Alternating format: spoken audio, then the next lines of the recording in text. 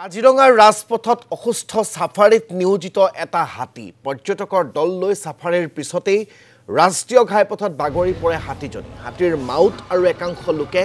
ৰাজপথতেই পৰিচৰ্যা কৰি হাতীজনীক সুস্থ কৰাৰ চেষ্টা কৰে ইতিমধ্যে পশু চিকিৎসকে চিকিৎসা আৰম্ভ কৰিছে হাতীজনীৰ আমি আপোনালোকক দেখুৱাইছো এয়া কাজিৰঙাৰ ৰাজপথত এজনী হাতী ইদৰে অসুস্থ হৈ পৰিছে এই হাতীজনী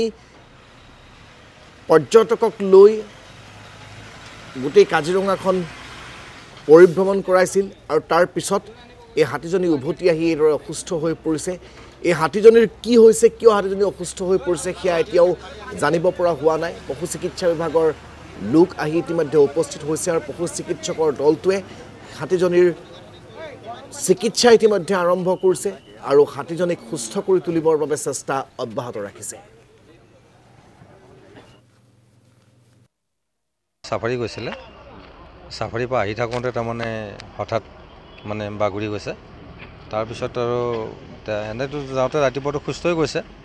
ৰাতিপুৱাটো ভালে আছে এতিয়া হঠাৎ কি হৈছে সেইটো আমি আৰু ইমান দিন নাজানিম আহি থকা অৱস্থাতে বাগৰি পৰিছে তাৰপিছত আমি দৌৰাদৌৰিকৈ আহিলোঁ আহি চেলাইন দিছে ৰাইজেও আশীৰ্বাদ কৰিছে গতিকে তাৰপিছত কি হয় ভগৱানে জানে আৰু দুটি মাৰিছে 35 মান হৈছে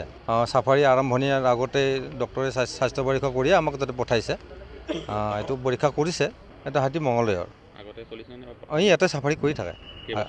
হ'ল ইয়াতে মোটামুটি 4-5 বছৰলৈ কৰিছে সাফাৰী সেইটোতো গম পোৱা নাই মাউতে জানিব এতিয়া আমি ধৰা মোৰটো কথাটো মই জানো তেখেতৰ কথাটো এখেতে জানিব